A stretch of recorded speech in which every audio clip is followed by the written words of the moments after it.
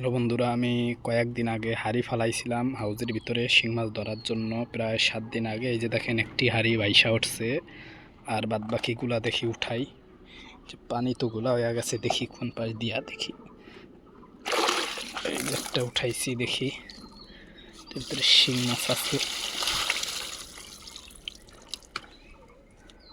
না, এটার ভিতরে পাই নাই।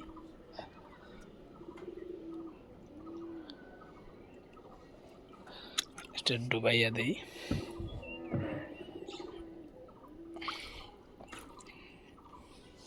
দেখি ওই পাশে যাই। কচুরি পানার নিচে আমার মনে হয় শিং মাছ সব ঢুইকা থাকে, হাড়ির ভিতরে ঢুকতেছে না। এইটার ভিতরে আছে কিনা দেখি।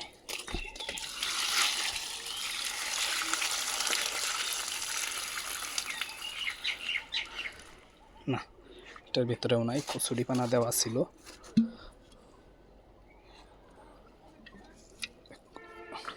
কচুরি পানার নিচে সব মাছ। দেখি, এটা ডুবাইয়া দিয়ে ভিতরে কুটা দেওয়া আছে।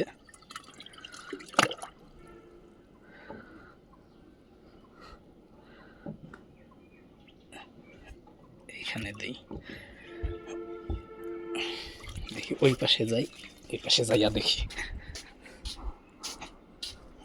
এই পাশে দুইটা ফালাই না।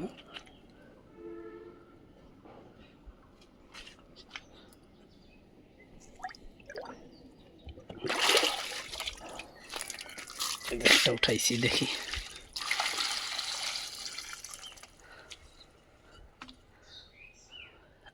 না, একটা হাড়ির ভিতরেও পাইতাছি না।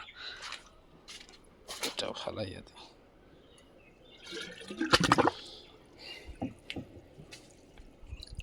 দেখি এই পাশে একটা আছে, এইটা উঠাইয়া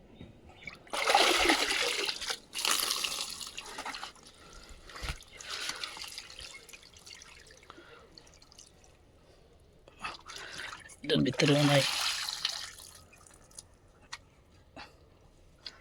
হাড়ির ভিতরে একটা মাছও পাইলাম না।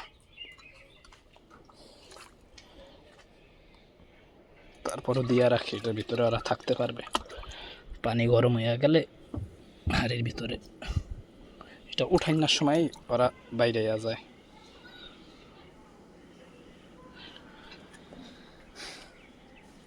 না, পাইলাম না।